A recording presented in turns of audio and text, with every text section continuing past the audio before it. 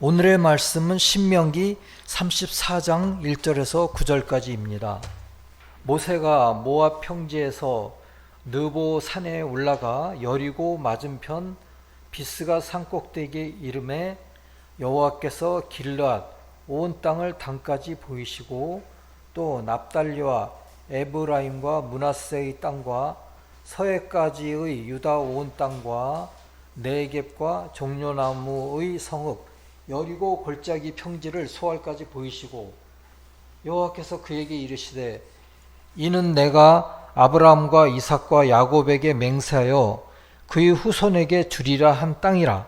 내가 네 눈으로 보게 하였거니와 너는 그리로 건너가지 못하리라 하시매 이에 여호와의 종 모세가 여호와의 말씀대로 모압 땅에서 죽어 벳부월 맞은편 모압 땅에 있는 골짜기에 장사되었고 오늘까지 그의 묻힌 곳을 아는 자가 없느니라. 모세가 죽을 때 나이 120세였으나 그의 눈이 흐리지 아니하였고 기력이 쇠하지 아니하였더라. 이스라엘 자손이 모압 평지에서 모세를 위하여 애곡하는 기간이 끝나도록 모세를 위하여 30일을 애곡하니라.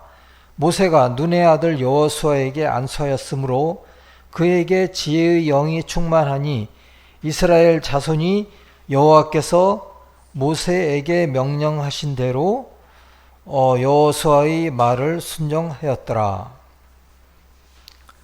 그러니까 오늘의 말씀은 그 모세가 이 사명을 다하고 또 천수를 다하고 돌아가신 모습입니다. 그런데 모세는 이 여호와는 다 그 아브람과 이삭과 야곱에게 주리라 한 땅을 보여주면서 너는 그리로 건너지 못하리라. 왜 그랬을까요? 그런 얘기가 있고 또 모세가 120세에 죽을 때까지 눈이 흐리지 아니하였고 기력이 쇠하지 아니하였다고 해요. 그런데 120세 때 돌아가셨죠. 그리고 돌아가시기 전에 여호수아에게 안수를 하고 돌아가셨어요. 그랬더니 여호수아에게 지혜의 영이 충만하였어요. 성문서에 중요한 것, 좋은 것 두 가지가 있는데 그걸 읽어드릴게요. 아이의 순진은 외적인 순진이고 내적인 순진이 아니랍니다. 그런데 그 아이의 순진은 어떤 지혜와 결합될 수가 없고 그에 반해서 천사들의 순진은 이제 내적인 순진이어서 지혜와 결합된대요. 그러니까 아이의 순진은 외적인 순진이고 천사들의 순진은 내적인 순진이에요. 근데 인간이 늙어가면서 어린아이 같이 되도록 창조되었는데 그렇게 창조되었대요. 그런데 지혜의 순진이 이 유아기의 무지의 순진과 결합한대요. 그래서 참된 어린아이처럼 다른 삶으로 넘어가게 된답니다. 또한 또 천국의 비밀 다른 곳에서 이야기하기를 노년은 그 이전 상태를 버리고 새로운 상태를 입는 것을 의미하면서 마지막 단계래요. 그리고 육신과 함께의 한 애정, 그러니까 육신의 애정을 버리면서 내적인 것이 깨어나기 시작하는 단계가 노년이래요. 그렇기 때문에 이제 노년은 축복적인 것이죠. 그리고 천사들은 이제 영적이죠. 그런데 천사들은 노년이라는 개념 자체가 없대요. 그래서 오히려 이제 새로운 삶의 개념을 가진다고 합니다. 아마 늘 새로운 삶의 개념을 가진 것 같습니다. 그래서 우리도 이러한 늘 새로운 삶의 개념을 가지도록 해야겠습니다. 그런데 이 성경에서 노년 여러 이제 인물들이 나오는데 그 중에서 가장 오래 산 인물이 누굴까요? 오, 맞아요. 와, 무드셀라입니다. 무드셀라는 이제 성경에 969세까지 살았다고 돼 있어요. 그런데 우리는 이제 그 969세라고 생각하지 않고, 전에도 말씀드렸다시피 그 당시 태국 교회가 처음 새 교회는 진짜 그 최고대 교회로서 지각이 발달한 그런 교회였습니다. 교회다운 교회였는데 그것이 다 쇠락하면서 여덟 번째 무드셀라까지, 또 그 다음에 라멕까지 내려왔어요. 그리고 이제 열 번째 노아 교회에서 새롭게 고대 교회가 시작이 된 거죠. 그렇기 때문에 969세까지 살은 것이 아니고, 969라는 것은 그 당시 무드셀라 교회의 그 교회 공동체 상태를 이제 그 숫자로 나타낸 것이랍니다. 그래서 그렇게 알고 계시고요. 오히려 우리는 이 모세를 바라봐야 되겠습니다. 모세에 관해서 모세의 노년을 서로 우리가 나눠보면서 더 어떤 뜻깊은 의미를 가질 수 있을 것 같습니다. 그래서 모세는 80세의 호렙산에서 하나님의 부르심을 받았대요.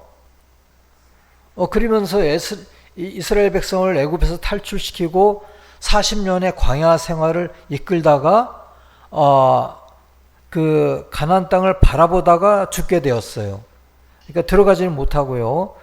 그러면서 아마 슬퍼했을 것 같습니다. 그래서 우리는 어떤 단계가 있는지 한번 살펴보도록 하겠습니다. 그 인생에, 그런데 이제 우리가 항상 인생은 60부터다 이런 얘기를 하지 않습니까? 그런데 그게 이제 좀 연장이 되는 것 같아요. 인생은 65세부터다. 제2의 인생은 70세부터다. 그리고 모세는 80세라고 할 수가 있는데, 모세는 120세까지 살으셨거든요. 그런데 우리 인간들은 보통은 90세까지 살게 되니까 그거하고 비례해서 생각해 보면은 모세 80세가 우리한테는 60세가 돼요. 그러니까 60세부터 우리는 제2의 인생이 시작된다, 이렇게 생각을 하면 좋을 것 같아요. 60세까지는 우리가 정신없이 살거든요. 그런데 60세부터는 우리가 60이나 65세 때에는 우리가 퇴직을 하면서 이제 또 새로운 제2의 인생을 살게 된 것 같아요. 그래서 이제 우리가 그 직장 생활을 한다든지 60세까지의 삶을 기초로 해서 뭔가 다른 일을 우리가 계획을 하고 또 의미 있는 일을 하게 됩니다. 그래서 건국의 비밀에서는 무엇이라고 얘기할까요? 우리 60세에 대해서, 그거에 대해서 나와 있는 데가 있더라고요. 그래서 가장 그러니까 이 첫 번째 상태는 태어나서부터 5세까지의 상태인데, 이때는 무지와 순진무구의 상태입니다. 그게 첫 번째 상태고요. 두 번째는 5세부터 20세까지, 이때는 학교도 다니고 또 책도 읽고 이러면서 가르침을 받아들이고 지식을 쌓는 상태예요. 그러면서 이제 세 번째 상태는 20세부터 60세까지입니다. 그때는 이제 그 지식에 따라서 그것이 이해성으로 발전해 가지고 우리는 그 직장 생활을 왕성하게 하고 또 자신의 경력을 쌓아가지요. 그래서 이때는 어른이다, 성령기다, 이렇게 이야기를 합니다. 그런데 네 번째 상태가 60세부터 시작한다고 합니다. 그래서 이거는 말씀에서는 지혜의 상태 또는 지혜 안에서의 순진무구의 상태라고 이야기를 합니다. 그러면서 이 지혜의 순진무구의 상태인데, 의지와 또 삶, 어떻게 살아야 되냐, 어떻게 보람 있는 삶을 살아야 되느냐, 의미 있는 삶을 살아야 되느냐 하는 거에 관심이 많아진다고 합니다. 그래서 점점 그동안에 가지고 있던 그 진리가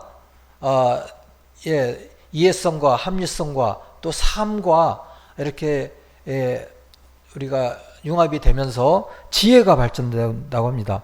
그러니까 그것이 지혜입니다. 삶과 어우러질 때 그때 이제 진리나 지식이 지혜가 되는 것입니다. 성문서 1225장입니다. 1225. 그래서 이것이인데 참된 순진무구라고 합니다. 그런데 여기서 중요한 거는 이러한 지혜는 주님으로부터 온다고 믿을 때 이 순진무구의 상태가 된다고 합니다. 지혜 중에서도 지혜 안에서의 순진무구의 상태가 되는 것이 이 지혜가 주님으로부터 온다고 이제 믿을 때, 인정할 때. 그런데 그와 반대로 나는 스스로 지혜롭다. 주님 없어도 무엇이든지 할 수 있다. 라고 하는 것은 이거는 지혜가 아니랍니다. 이거는 지혜가 아니면 무엇인지 모르겠는데 지혜가 아니고요. 지혜가 주님으로부터 온다고 믿고 주님께 지혜를 구할 때 참된 지혜가 우리에게 들어온다고 합니다. 그 안에 순진무구가 있는 참된 지혜가 들어온다고 합니다.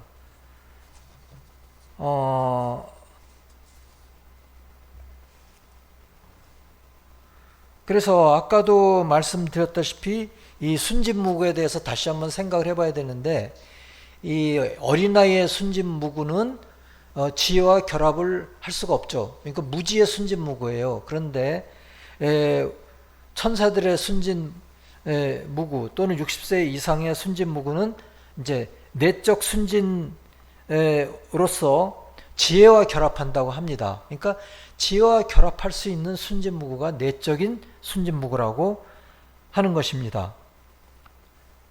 그래서 마태복음 18장에서는 이르시되 진실로 너희에게 이르노니 너희가 돌이켜 어린아이와 같이 되지 않는다면 결단코 천국에 들어가지 못하리라. 그러므로 누구든지 이 어린아이와 같이 자기를 낮추는 사람이 천국에서 큰 잔이라고 말씀하신 것의 의미라고 합니다.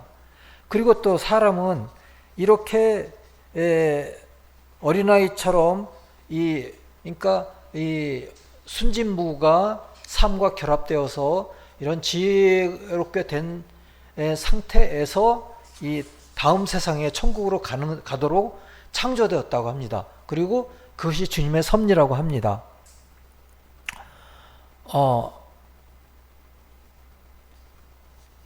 그러니까 이러한 것들을 모든 사랑과 지혜는 주님으로부터 온다는 것을 알게 되고 또 인정하게 되고 그런 상태에서 지혜를 가지게 되는 것이 참된 순진무구이고 또한 참된 겸손이라고 합니다. 그런데 대부분의 사람들은 많은 사람들은 주님을 인정하지 않고 자아사랑과 세상사랑에 깊어가요. 그러면은 이 창조된 모습에서 멀어져 가지고 무질서와 혼돈 그 가운데 들어가고 또 다음 세상에 가게 됩니다. 아마도 그렇게 되면은 다음 세상에 그 영계의 사막 가운데서 지낼 수가 있어요. 그래서 주님을 인정하지 않는 사람은 천국에 들어가지 못한다고 합니다. 그래서 주님을 인정하고 지혜의 순진무구로 들어가면서 이 영계에서 하나님의 백성이 되는 것이 주님의 섭리이고 또 창조된 목적이라고 합니다. 모세는 그 120세에 모압 땅에서 생을 마감하였는데 그때까지도 눈이 흐리지 아니하고 기력도 쇠하지 아니하였어요. 그러니까 백내장도 없었던 것 같아요. 우리 식으로 생각을 하면은 우리 자신도 그 건강 관리를 잘해야 되겠습니다. 그래서 이 모세의 경우에는 120세에 그 이 세상을 떠나셨는데 그때까지도 눈이 흐리지 아니하고 기력도 쇠하지 아니하였어요. 그러면은 때가 되어서 그냥 아마 스테덴보리 선생님처럼 그렇게 자는 듯이 이 세상을 떠난 것이 아닌가, 이제 그런 생각도 드는데요. 어쨌든 우리는 주님께서 또 주님께서 우리 부모님을 통해서 내려주신 그 건강, 그것을 잘 관리를 해야 되겠습니다. 그래서 모세처럼 눈도 흐리지 아니하고 또 그 기력도 쇠하지 않도록 해야 하겠습니다. 그렇지 않고 몸을 함부로 굴리고 세상 사랑과 자아 사랑에 쩌들고 또 뭐 구체적으로 말씀 안 드려도 되겠죠. 여러 가지 있죠. 그런 거에 다 중독되고 이렇게 자기 자신을 망가뜨리면서 사는 것은 주님의 뜻이 절대로 아닙니다. 그래서 여기에서도 우리가 알 수 있는 것이 눈도 흐리지 아니하였고, 물론 눈을 지금 흐려서 백내장 수술을 했다고 이것은 악한 것은 아닙니다. 근데 우리가 잘만 관리하면 눈도 흐리지 아니하고 또 기력도 쇠하지 않을 수 있습니다. 그리고 이 극적인 것이 또 영계일기에 보면은 스베덴보리 선생님이 모세를 만났어요. 영계에서. 그래서 나이가 어느 정도로 되었을까요? 어느 정도 돼 보였을까요? 모세가 120세에 돌아가셨지만은 50세 정도의 나이로 보였대요. 그리고 아주 근엄한 사람이었다고 하고, 고대인들이 고요하고 평온하게 사는 곳에서 같이 살고 계셨다고 합니다. 그리고 누가복음 9장에서 2000년 전에 주님의 영광된 변화 현장에서 엘리야와 함께 모세가 나타났던 것이죠. 그래서 노년에 우리는 이와 같이 영광된 상태로, 그야말로 영광된 상태죠. 이런 상태로 우리는 다음 세상에 가야 되겠습니다. 그리고 우리 자연적인 육체는 한계가 분명히 있습니다. 그래서 근데 이 육적인 것이 사라질 때 이 내적인 것이 밝아지기 시작한대요. 그게 3492번에 나오는데, 그것뿐만 아니라 시편 90장에서는 우리의 연수가 70이요 강간하면 80이라도 그 연수의 자랑은 수고와 슬픔뿐이니 신속히 간다고 그랬습니다. 그리고 누가 주의 노여움에 또 진노를 알겠습니까? 하고 우리 나를 계수함을 가르쳐 주세요. 그러니까 우리가 지금 몇 세인지 한번 헤아려 보기 바랍니다. 그래서 그런 가운데서 우리가 지혜로운 마음을 얻어야 되겠습니다. 이것이 60세가 진정한 지혜가 시작되는 시점이기 때문에 우리가 지혜로운 마음을 얻도록 노력할 때 주님은 지혜를 주실 것입니다. 주님이 주실 것이라고 믿고 지혜를 구하고 이 삶과 어우러진 지혜를 가질 때, 그때 순진무구의 지혜, 참된 지혜가 얻어지는 것입니다. 그래서 60세가 아직 안 되신 분이더라도 이러한 사실을 마음에 두시고, 이러한 영적인 지식을 마음에 두시고 60세부터 참된 지혜, 순진무구의 지혜로 얻기 위해서 나는 60세까지 무엇을 해야 되는지 그것을 생각하면서 사시기 바랍니다. 그리고 또 한 가지는, 주님은 노년에 그 지혜로 인도하시는데 또 한 가지는 후회를 통해서, 즉 회개를 통해서 지혜로 인도하시는데, 이 모세에게도 그렇게 후회를 하도록 하시고 회개를 하도록 하신 것입니다. 그 왜 그러냐면 이스라엘 백성이 물이 필요할 때 모세는 화를 내고 또 이스라엘 백성들이 자신을 막 공격했을 때 몹시 흥분했어요. 근데 이때 모세는 지팡이를 잡고 굉장히 화를 내면서 반석을 2번 쳐서 물을 내었습니다. 그래서 이것은 하나님 보시기에는 이거는 인간적인 감정이 많이 섞인 것이고 하나님 앞에서 합당하지 않았다 이렇게 생각하시고 너는 그 땅에 들어가지 못하리라 하고 이제 말씀을 하신 것입니다.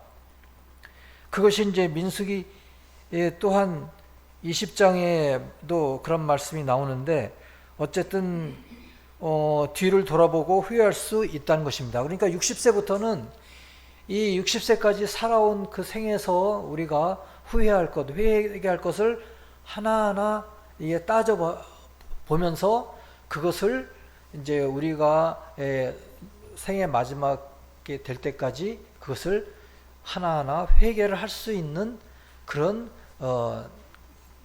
그 기회가 되는 것입니다. 그래서 그러한 장점이 있는 것입니다. 우리는 그러한 것을 후회하거나 회개할 때 그에 따르는 축복이 오고 또 참된 지혜를 얻을 수가 있는 것입니다. 그래서 시편 25장에 그와 관련된 말씀이 있는데요. 여호와여 내 젊은 시절의 죄와 허물을 기억하지 마시고 주의 인자하심을 따라 주께서 나를 기억하되 주의 선하심으로 하옵소서. 여호와는 선하시고 정직하시니 그러므로 그의 도로 죄인들을 교훈하시리로다. 온유한 자를 정의로 지도하시며 온유한 자에게 그의 도를 가르치시리로다. 그러니까 이 온유함을 굉장히 시편에서는 강조했습니다. 그 온유함은 뭐 겸손함이라고도 할 수가 있고 또 그의 도를 가르치시리로다 그랬는데 이 도 하면은 이상하게 생각할 수 있는데 영어로는 way로 되어 있습니다.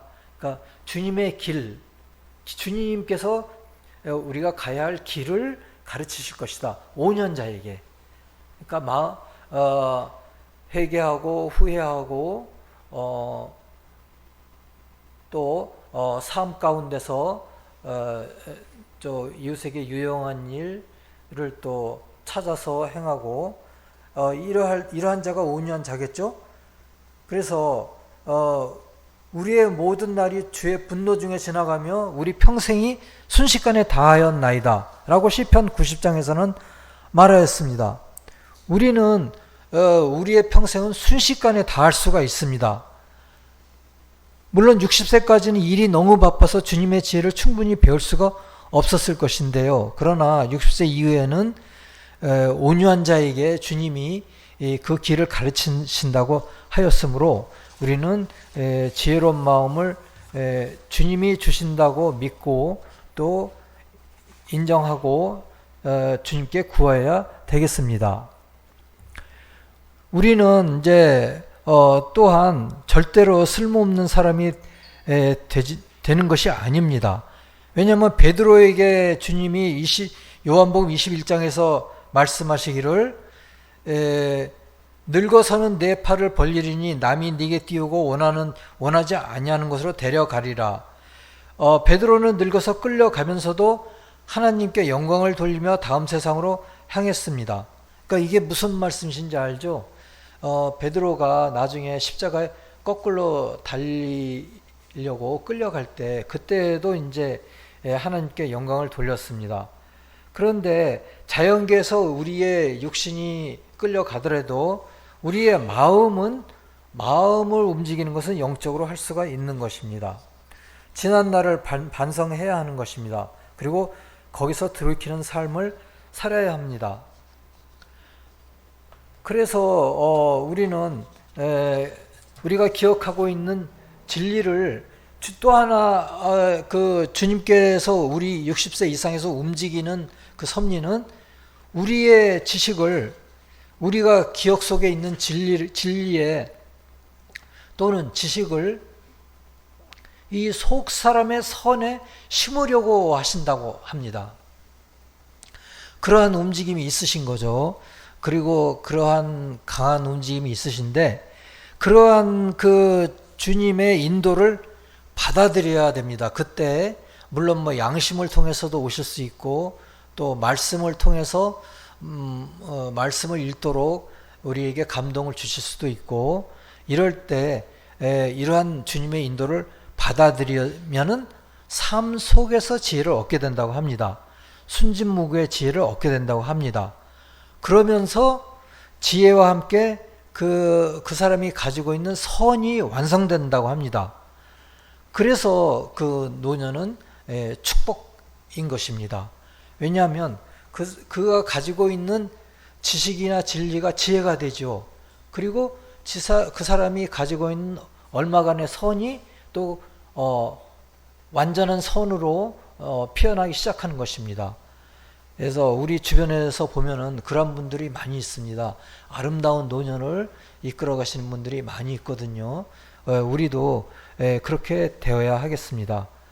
그래서 우리는 이 모세의 생애를 통해서 주님의 섭리를 엿볼 수가 있고 또 유아기 시절부터 끊임없이 우리를 보살피는 그 섭리를 볼 수 있고 또 하나님의 백성으로 다시 깨어나도록 인도하시는 주님의 섭리를 볼 수 있는 것입니다.